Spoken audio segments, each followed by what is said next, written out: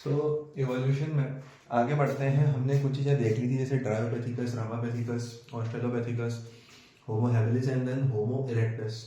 अब हम देख रहे हैं कि होमो इरेक्टस का क्लासिफिकेशन, बहुत छोटा सा क्लासिफिकेशन है, उसको थोड़ा बहुत समझेंगे और उसके बाद बायोलॉजिकल एवोल्यूशन में चले जाएंगे, जहां हम दो इंपॉर्टेंट थ्योरी पढ़ते हैं एवोल्यूशन के रिगार्डिंग, लेमार्किज्म एंड डार्विनिज्म। यानी कि डार्विन और लेमार्क, ये दो साइंटिस्ट थे जिन्होंने अपनी अपनी रिस्पेक्टिव थ्योरीज दी थी अकाउंटेबिलिटी ऑफ एवोल्यूशन को लेके, कि इवोल्यूशन किस तरीके से होता है, एवोल्यूशन किस तरीके से चलता है। तो ये थ्योरीज हमें पढ़नी है बायोलॉजिकल इवोल्यूशन में। ये छोटा सा टारगेट पहले हम लेके चल रहे हैं। तो हम बात कर रहे थे, हम पहुंच गए थे होमो इरेक्टस तक।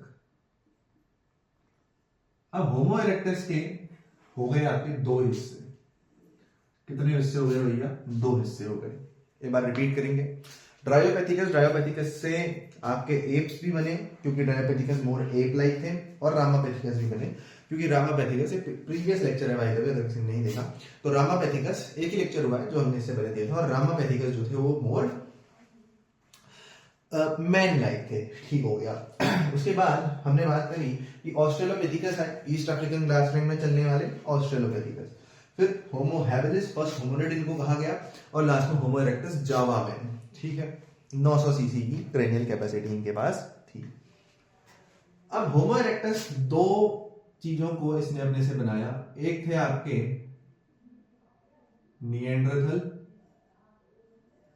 निएंडरथल और एक थे आपके क्रोमैग्नॉन।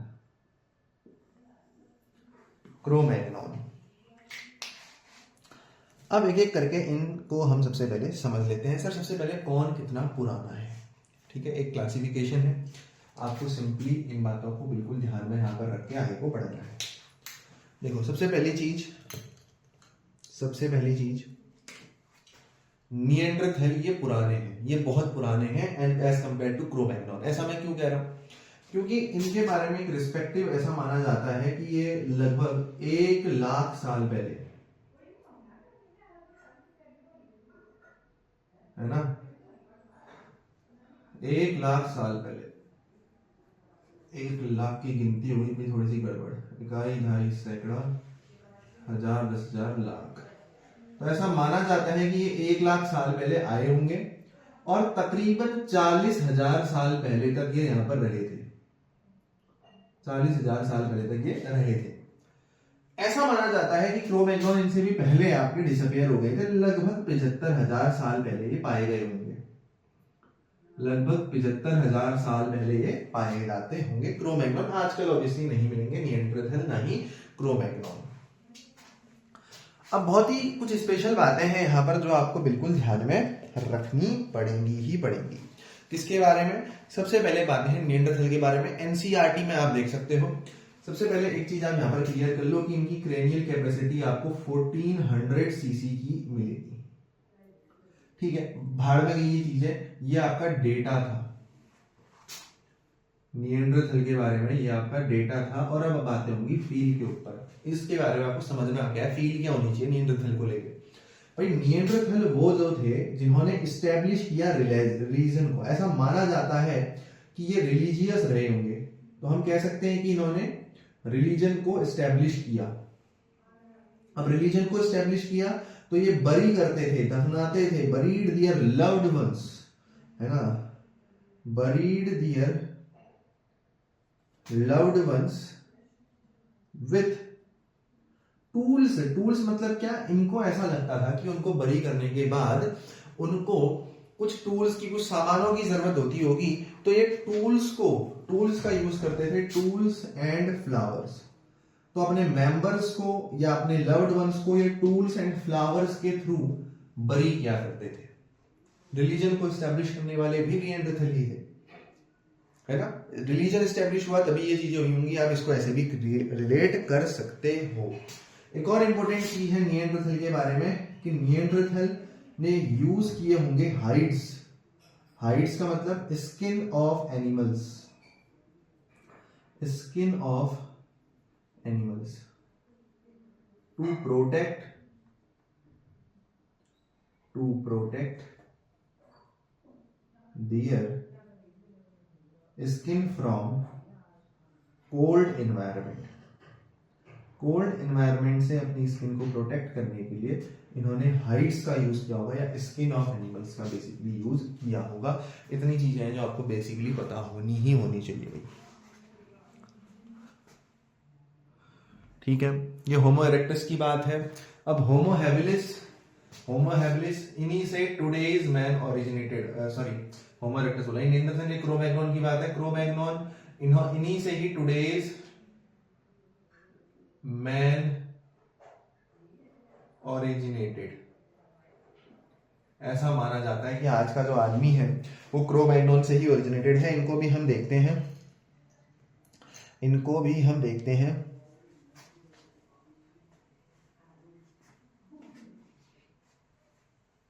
इनकी जो क्रेनियल कैपेसिटी है सीसी, ये 1400 सीसी नहीं रही होगी, इससे आप 50 पीछे 50 आगे कर लो, तो इनकी क्रेनियल कैपेसिटी तकरीबन 1350 से 1450 सीसी की रही होगी। ऐसा माना जाता है कि इन्होंने तकरीबन 10,000 वर्ष पूर्व एग्रीकल्चर को स्टार्ट करा होगा, और इनको हम क्या है, होमोसेपियंस, क्योंकि मैं क्या कह रहा हूं, today's man is originated from Cro-Magnon. आज का जो आदमी ओरिजिनेट हुआ है वो किससे हुआ है, क्रो-मैग्नोन से हुआ है। तो होमोसेपियंस के फॉसिल्स इनको कहा जा सकता है। ठीक है, तो ये कुछ डेटा वाली बातें हैं, डेटा बेस्ड बातें हैं। इनके बारे में फील्ड क्या होनी चाहिए क्रो-मैग्नोन के बारे में भाई, कि इन्होंने प्री हिस्टोरिक आर्ट को स्टार्ट किया। इसका एग्जांपल एनसीईआरटी देती है भीमबेटका रॉक सेल्टर, जो कि एनसीईआरटी में लिखा हुआ है राइजन डिस्ट्रिक्ट में, जो कि गलत है, लेकिन क्योंकि एनसीईआरटी में लिखा गया है तो हम भी क्या लिख देंगे, राइजन डिस्ट्रिक्ट लिख देंगे, राइजन डिस्ट्रिक्ट लिख देंगे। एनसीईआरटी का डेटा है, गलत हो चाहे तो भी स्वीकार, ना हो तो भी स्वीकार, आजकल राइजन में नहीं है ना, अगर आप सर्च करके देखते हो तो, लेकिन राइजन डिस्ट्रिक्ट हम इसको लिख देते हैं। ठीक है, तो ये कुछ बातें हैं जो आपको ध्यान में रखनी पड़ेंगी about homo erectus. Homo erectus से दो चीजें बनी, निएंडरथल्स एंड क्रो-मैग्नोन। निएंडरथल लगभग 10,000 से 40,000 वर्ष पूर्व आए होंगे, 1400 सीसी की इनकी क्रेनियल कैपेसिटी थी। इन्होंने ही, निएंडरथल ही थे जिन्होंने एस्टेब्लिश किया रिलीजन को, बरी करते थे अपने लव्ड वंस को या अपने मेंबर्स को टूल्स एंड फ्लावर्स के साथ, और हाइड्स स्किन ऑफ एनिमल का यूज करते थे प्रोटेक्ट करने के लिए अपनी स्किन को कोल्ड एनवायरनमेंट से। फिर बात आती है क्रो-मैग्नोन की, 75,000 वर्ष पूर्व ये पाए गए थे। 1350 से 1450 इनकी क्रेनियल कैपेसिटी रही होगी। 1000 वर्ष पूर्व इन्होंने एग्रीकल्चर शुरू किया होगा। होमोसेपियंस के फॉसिल्स इनको कहा जाता है। प्री हिस्टोरिक आर्ट या केव पेंटिंग को इन्होंने शुरू कर दिया था। For example Bhimbetka rock centre, जो कि राइजन डिस्ट्रिक्ट एज पर एनसीईआरटी आपको दिया हुआ है। राइजन डिस्ट्रिक्ट कैसे दिया हुआ है, एज पर एनसीईआरटी।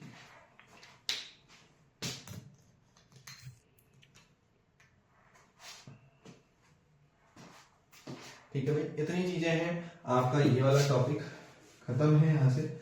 ठीक है, इसके बारे में इससे ज्यादा आपको कुछ ध्यान में नहीं रखने की जरूरत है। देखो, आपने सुना होगा कि ऐसा कहा जाता है कि ह्यूमंस का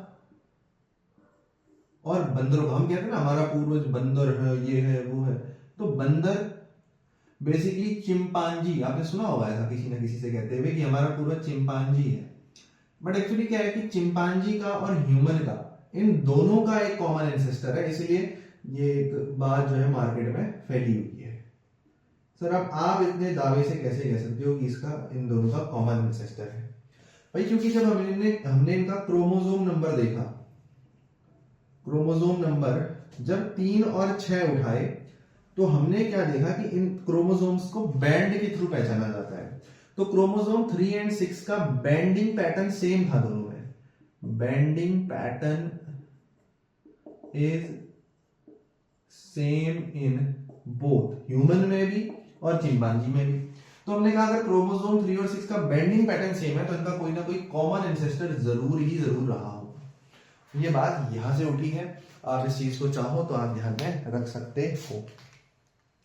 अब बहरहाल हम बढ़ते हैं एक इंपॉर्टेंट टॉपिक की तरफ जहां हमको थ्योरीज की चर्चा करनी है। और इस थ्योरीज की चर्चा में सबसे पहली चीज जो हमारे पास है कि वो है आपका क्या, बायोलॉजिकल एवोल्यूशन का टॉपिक।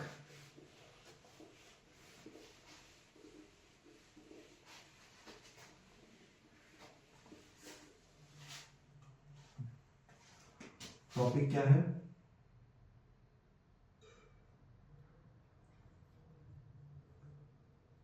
Biological evolution. देखो इसमें दो थ्योरीज पढ़नी है, दोनों साइंटिस्ट की टक्कर करा देते हैं। एक थे लेमार्क, तो उनकी थ्योरी हो जाएगी लेमार्किज्म, और डार्विन के पथों में अगर आप चलोगे तो उसको कहेंगे डार्विनिज्म। हालांकि लेमार्क को बाद में गलत साबित कर दिया गया है, तो डार्विन सही है। क्यों किया गया, ये बहुत ही एक है ना, मतलब एक जेन्युइन सी बात है कि लेमार्क में गलती होगा, आपको अभी लगेगा अगर मैं आपको बताऊंगा। तो लेमार्क को आप यहां पर लिख लो, डिस्प्रूव्ड बाय वीजमान। वीजमान ने लेमार्क को बिल्कुल भाव नहीं दिया है भाई। वीजमान ने कह दिया कि लेमार्क जैसी कोई थ्योरी मतलब बेवकूफी है। क्यों, लेमार्क बोलता क्या है जरा आप समझना भाई। लेमार्क कुछ ऐसा बोल के गया, बोला कि पहले एक जिराफ हुआ करता था जो कि कुत्ते की शक्ल का था। मतलब ऐसा भी नहीं बोला उसने एग्जैक्टली, बट उसका कहने का मतलब ये था कि पहले जिराफ छोटे ही हुआ करते थे और नीचे नीचे से इस तरीके से घास को खाया करते थे। लेकिन क्या हुआ भैया कि घास खाते खाते खाते खाते नीचे की जमीन की जो सारी घास है वो हो गई आपकी बंद, खत्म। सॉरी, मतलब बंद कह रहा हूं, नीचे की जो घास है वो आपकी हो गई खत्म। तो अगर नीचे की घास खत्म हो गई तो फिर मजबूरी में इनको खानी पड़ी पेड़ की घास। अब ये तो थे छोटे, तो पेड़ की घास कैसे खाएंगे, ऐसे लपक के। तो इन्होंने अपनी गर्दन को किया स्ट्रेच, और गर्दन को स्ट्रेच किया तो आगे के पैर भी लंबे बन गए, पीछे के पैर छोटे रह गए। और जिराफ कुछ इतनी लंबी गर्दन वाला जो आपको जिराफ आज देखने को मिलता है वो इसी का नतीजा है। बोलता है कि नीचे की घास खत्म हो गई थी। तो लेमार्क क्या बोलता है, ये जिराफ हो गया, ठीक है, जिराफ है वो बस, है ना। तो लेमार्क क्या बोलता है कि use and disuse of organ की बात करता है। बोलता है जिस ऑर्गन को आप ज्यादा यूज करते हो ना वो उतना बड़ा हो जाता है। अब ये इतनी कॉन्ट्राडिक्टिंग बात है। हम अपने हाथों को कितना यूज करते हैं, बहुत सारी ऐसी चीज है आप रिलेट कर पा रहे होंगे कि अगर उनका यूज करें तो वो तो बहुत ही लंबी हो जानी चाहिए, नहीं होती। क्योंकि लेमार्क की बचकानी सी बात हमें बता के गए, लेकिन उस टाइम के हिसाब से इस थ्योरी को भी वैलिडेशन दे दिया गया था। Use and disuse of organ पे ये बात करते हैं। बोलते हैं जिस ऑर्गन को हम ज्यादा यूज करते हैं वो ज्यादा फेवर किया जाता है, ये ज्यादा फेवर किया जाता है। जबकि डार्विन, टी.आर. माल्थस एक साइंटिस्ट थे, इन्होंने एक बुक लिखी थी, ऐसे ऑन पॉपुलेशन। तो इस बुक से, ऐसे ऑन पॉपुलेशन क्या थी, एक बुक थी। तो इस बुक से डार्विन या Charles Darwin was greatly influenced। Charles Darwin इस बुक से बहुत ही तगड़े तरीके से इन्फ्लुएंस हुआ था। टी.आर. माल्थस की बुक ऐसे ऑन पॉपुलेशन। तो डार्विन बोलता है कि मैं आपको कुछ मेन पॉइंट्स बता देता हूं, इन मेन पॉइंट्स के आधार पे ही इवोल्यूशन का जो फंडा है वो चलता है। बायोलॉजिकल एवोल्यूशन लेमार्क के अनुसार नहीं चलता कि भाई गर्दन ऊंची करी तो ऊंचा हो गया, है ना। ऐसा नहीं होता कि जिस ऑर्गन का ज्यादा यूज करोगे वो उतना लंबा हो जाएगा, ऐसा नहीं होता। लेमार्क गलत बोल रहा है। डार्विन बोलता है, मैं कुछ आपको, डार्विन के मेन पॉइंट्स मैं आपको बता दूंगा। तकरीबन 6 पॉइंट्स हम यहां पर देखेंगे जिसमें डार्विन को हम समझ रहे होंगे। ठीक है, डार्विन को हम समझ रहे होंगे। ठीक है, लेकिन ये तो हमने एक छोटी सी बात यहाँ पर आपको दी इंट्रोडक्शन के लिए, इसकी कोई खास जरूरत आपको नहीं है। अब हम डार्विन को अच्छे से ही समझेंगे। ठीक है, तो अब हम पहले थोड़ी सी बातें कर लेते हैं लेमार्क। जब आपने लेमार्क में इतना देख लिया use and disuse of organ, तो आप खुद ही बताओ लेमार्क की थ्योरी के पॉइंट क्या रहे होंगे, या आप खुद मेरे को बताओगे। देखो जैसे, क्योंकि जिराफ ने चाहा कि उसकी गर्दन काश ऊंची होती, जब जिराफ नहीं पहुंच पाएगा पेड़ तक, मान लो नीचे की घास खत्म हो गई, जिराफ नहीं पहुंच पा रहा, वो क्या बोलेगा, यार काश मेरी गर्दन ऊंची होती तो मैं उस पेड़ की घास खा पाता, काश। तो ये उसकी अंदर की एक शक्ति है। तो आपका लेमार्क बोलता है इंटरनल वाइटल फोर्स होनी चाहिए, पहली चीज।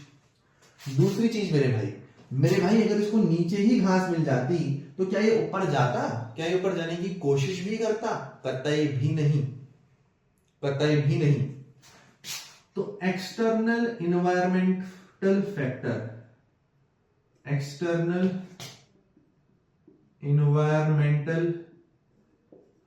फैक्टर्स क्या कह रहे हैं, पहले बोल रहा है इंटरनल वाइटल फोर्स, अंदरूनी शक्ति होनी चाहिए।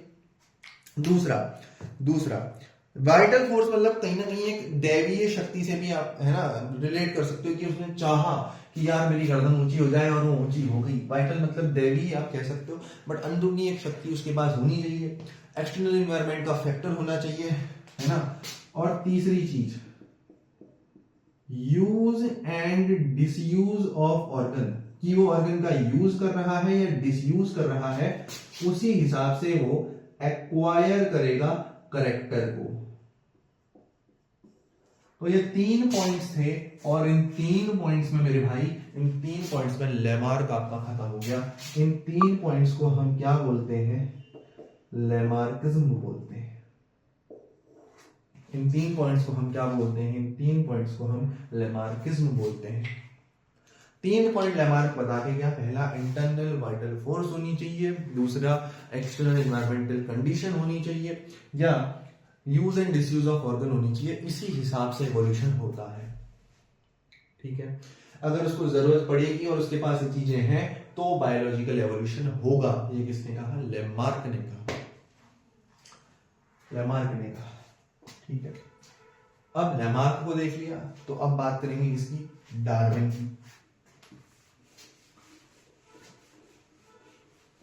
अब बात करेंगे किसकी, डार्विन की।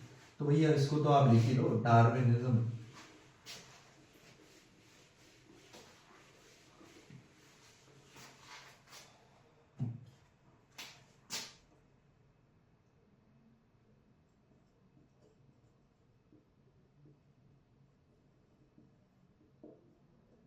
डार्विनिज्म, देखो पहले कुछ कहानी है यहां पर। ठीक है, 1809 में लेमार्क ने अपनी बुक लिखी थी, और 1809 में डार्विन भी पैदा हुआ। तो लेमार्क जब अपनी बुक लिख रहा था ना, ये सब इवोल्यूशन की बातें करते हुए, तब डार्विन पैदा हुआ था। कितने संयोग की बात है ना। बिल्कुल, तो 1809 में पैदा हुआ डार्विन 1831 में उसके पास एक शिप था, जहाज, पानी का जहाज, उसका नाम था HMS बीगल। इसमें ये निकल पड़ता है वर्ल्ड टूर में।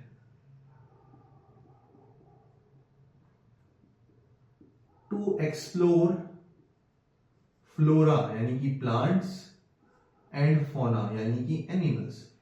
फ्लोरा और फोना को एक्सप्लोर करने हेतु डार्विन 1831 में अपनी शिप HMS बीगल में बैठता है और निकल पड़ता है। तो हम क्या देखते हैं कि 1835 में डार्विन एक जगह पर आके रुकता है जिसका नाम था गैलापागोस आइलैंड। क्या नाम था, गैलापागोस आइलैंड। सर ये नाम भी किसी ने दिया होगा, मैंने कहा बिल्कुल ये नाम दिया गया, लेकिन ये दिया क्यों गया, जरा उसको भी आप समझ लो। गैलापाग का मतलब होता है बड़ा, या बिग।